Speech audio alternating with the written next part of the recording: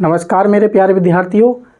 भारतीय डाक विभाग में 44,228 वैकेंसी आ चुकी हैं और ये ऑल ओवर इंडिया वैकेंसी हैं। स्टेट वाइज वैकेंसी का जो डेटा है वो भी जारी कर दिया है। मैं आप लोगों को दिखाऊंगा किस स्टेट में कितनी वैकेंसी हैं और आपको ये भी बताऊंगा कि किस व्यक्ति को कहाँ से अप्लाई करना चाहिए, यानी कि होम स्टेट से अप्लाई करना चाहिए या अदर स्टेट से अप्लाई करने में बेहतर होगा या नहीं होगा। साथ ही साथ में हम क्वालिफ़िकेशन को लेकर भी बात करेंगे, क्या क्वालिफ़िकेशन रहने वाली है।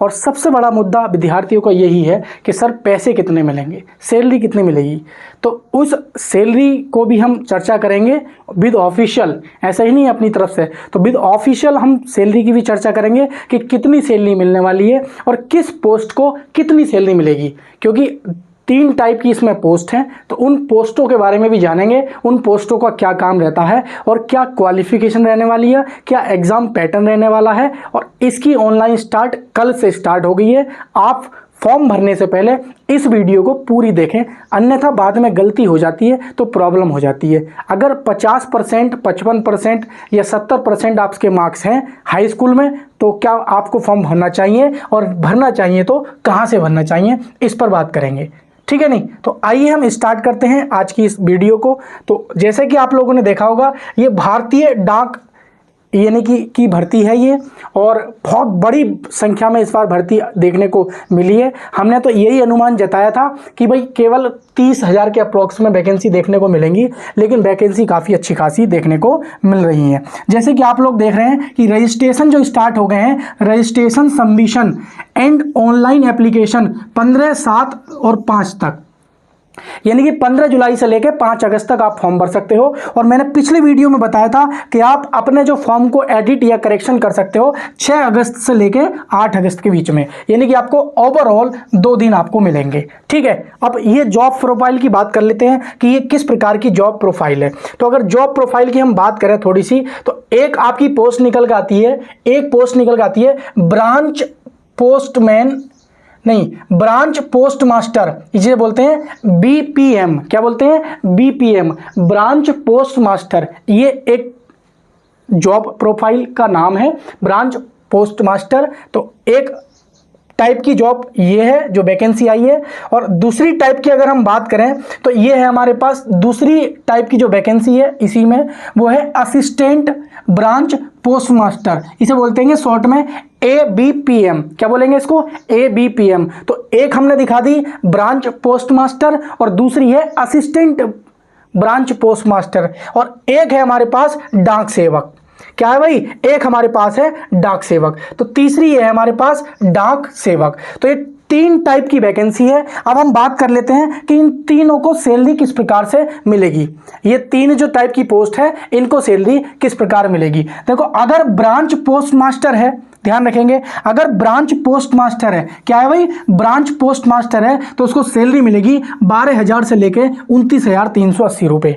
12,000 से लेके 12,000 से लेके 29,000 या 30,000 मान लो। तो मैं आप लोगों को यही अगर बात बताऊं आपको कि भाई ब्रांच पोस्ट मास्टर जो की सैलरी है वो 12,000 से लेकर 29,000 है। तो कोशिश करना आप अपने होम स्टेट में ही अप्लाई करें, आपका सिलेक्शन हो या ना हो। अदर स्टेट में अगर सिलेक्शन होता है तो इतनी कम वैकेंसी देखना जरा। ABM assistant branch post master और डाक सेवक, जिसकी सैलरी 10,000 से लेकर 24,000 के बीच में है। अगर वो आउट ऑफ स्टेट में रहेगा तो उसका 8-7 हज़ार रुपये का तो रहने का ही खर्चा हो जाएगा, तो वो सेविंग क्या करेगा। तो बात समझ में आ रही है मेरी? तो कोशिश करना आप लोग कि आप अपने होम स्टेट से ही अप्लाई करना। कहां से करना स्टूडेंट? आप करना होम स्टेट से ही आप अप्लाई करना। ये बात मेरी थोड़ी सी पर्सनल आपके लिए एडवाइस है, ठीक है। आइए हम थोड़ा सा आगे बात करते हैं, एज लिमिट क्या रहने वाली है, क्योंकि जो स्टूडेंट्स हमारे हैं वो एज लिमिट को लेकर काफ़ी परेशान है। तो ध्यान रखेंगे, आपकी जो एज रहने वाली है, आपकी जो एज रहने वाली है वो 18 से क्या रहने वाली है? 40 के बीच में रहनी है। यानी कि मिनिमम एज आपकी 18 वर्ष हो गई हो और मैक्सिमम एज आपकी क्या हो? 40 साल हो। और 40 साल होने के बाद भी आपको क्या है? एज रिलैक्सेशन मिलेगा। और एज रिलैक्सेशन किस प्रकार से मिलेगा? सबसे बड़ा मुद्दा यही है, हम इस पे बात करते हैं। हम देखो, सबसे पहले ध्यान रखेंगे, अगर आपसे बात करते हैं किसकी भाई? शेड्यूल कास्ट और शेड्यूल्ड ट्राइब कास्ट यानी कि SC ST वालों का ध्यान रखेंगे, 5 साल का इन्हें क्या है आरक्षण मिल रहा है। SC और ST वालों को 5 साल का एज रिलैक्सेशन। अगर बात करें हम अदर बैकवर्ड क्लास को यानी कि OBC वालों की बात करें तो इनको मिल रहा है 3 साल का। अगर बात करें हम इकोनॉमिकली वीकर सेक्शन यानी कि EWS वालों को नो एज रिलैक्सेशन, इनको कोई एज रिलैक्सेशन नहीं मिलेगा EWS वालों को। PW वालों को ध्यान रखेंगे, PWD वालों को 10 साल का मिलेगा। अगर PWD प्लस OBC है तो 13 साल का मिलेगा। अगर PWD SC ST है तो 15 साल का। तो एज रिलैक्सेशन काफी अच्छा खासा है, इसमें एज रिलैक्सेशन काफी अच्छा खासा है इस वैकेंसी में, तो बहुत अच्छी वैकेंसी है। अब क्वालिफिकेशन की बात करें तो क्वालिफिकेशन में आपसे क्या आना चाहिए, केवल आपने क्या है आपने 10th पास किया हो, और 10th पास किया हो प्लस आपके पास मैथ हो, और प्लस आपके पास क्या है इंग्लिश सब्जेक्ट हो, इंग्लिश यानी कि हाई स्कूल के साथ साथ में आपने यानी कि हाई स्कूल मैथ और इंग्लिश 2 सब्जेक्टों के साथ में किया हो। ये आपके पास क्या होनी चाहिए, क्वालिफिकेशन होनी चाहिए। ये बात हम आपको बता चुके हैं। एक बात और बता देते हैं कि अदर क्वालिफिकेशन आपको क्या होनी चाहिए। भाई एक क्वालिफिकेशन तो आपके पास हाई स्कूल होना चाहिए मैथ और इंग्लिश से। दूसरी क्वालिफिकेशन आपकी ये है कि आपको क्या है भाई थोड़ा बहुत कंप्यूटर हल्का फुल्का चलाना आना चाहिए। वो कोई मैटर नहीं है, आप जब जॉब करोगे आपको ट्रेनिंग दी जाएगी तो वहां पे सिखा दिया जाएगा। हल्का फुल्का तो आता ही है, माउस पकड़ना लगभग सभी से। नॉलेज ऑफ साइकिलिंग यानी कि साइकिल चलानी आनी चाहिए। ऐसा भी नहीं है कि साइकिल चलानी नहीं आती और वो डाक सेवक बन गया, तो साइकिल आप लोगों से चलानी आनी चाहिए। फिर ये कह रहे हैं कि एडुकेट मीन्स ऑफ लिविंगहुड यानी कि जीविका चलाने की योग्यता रखता हो, पैसे कमाने की योग्यता रखता हो। ऐसे नहीं कि बिल्कुल बुद्धू है, जानता ही नहीं क्या चीज होती है क्या नहीं होती है। तो ये कोई नहीं, इसके लिए आप लोगों से फॉर्म भरवाया जाता है, तो ये कोई ज्यादा बड़ा इशू नहीं है। मेन इशू यही है बस आपके पास क्या है साइकिल चलानी आनी चाहिए, बस मेन इशू ये है, और लगभग सभी से साइकिल चलानी आती है। तो इस प्रकार से ये हमारी जॉब प्रोफाइल है। अब थोड़ी सी हम बात कर लेते हैं कि इसमें स्टेट वाइज किसमें कितनी वैकेंसी है। स्टेट वाइज थोड़ी सी बात कर लेते हैं कि किस स्टेट में कितनी वैकेंसी है, उस पर हम थोड़ी सी चर्चा कर लेते हैं, क्योंकि आप लोग स्टेट अपने स्टेट की वैकेंसी देखकर ही फॉर्म भरेंगे। मैंने आप लोगों को बताया कि सैलरी इतनी अच्छी खासी है नहीं कि आप अदर स्टेट में रहकर जॉब करो, तो इसलिए कोशिश यही करो कि आपको अपने स्टेट में अप्लाई करो और जिससे कि होम डिस्ट्रिक्ट आपको मिल पाए। बात समझ में आ रही है? तो यही आप सोचकर फॉर्म को फिल करना। जैसे हम बात करें सबसे पहले नंबर पे आंध्र प्रदेश की, अगर आपको नहीं दिख रहा है तो मैं थोड़ा सा जूम कर देता हूँ, इसको और जूम कर देता हूँ, थोड़ा सा मैं और जूम कर देता हूं। सबसे पहले हम बात करें आंध्र प्रदेश की, तो ध्यान देंगे आंध्र प्रदेश में जो आपकी वैकेंसी है, आंध्र प्रदेश में वैकेंसी है टोटल 1355 वैकेंसी है। कितनी है? 1355 वैकेंसी है। जनरल वालों की 656, OBC वालों की 200 और SC वालों की 177, ST वालों की 88, EWS वालों की 194, PWA की 6, PWB की 20, PWC की 14 और PWDE की इसमें कोई वैकेंसी नहीं है।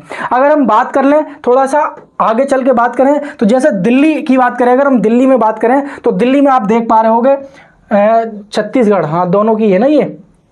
तो दिल्ली में अगर देख पाए तो इसमें मात्र कितनी वैकेंसी निकल के आ रही है, मात्र और मात्र 22 वैकेंसी निकल के आ रही है। ठीक है, अगर हम थोड़ी सी और बात करें आगे उत्तर प्रदेश की बात करें, अगर हम उत्तर प्रदेश की बात करें तो इस प्रकार से ये ऑफिशियल जो डिटेल्स है वो वैकेंसी की ऑफिशियल साइट पे दे रखी है, और टोटल वैकेंसी आप लोग ध्यान रखेंगे 44,228 ये हमारी वैकेंसी निकल के आ रही है।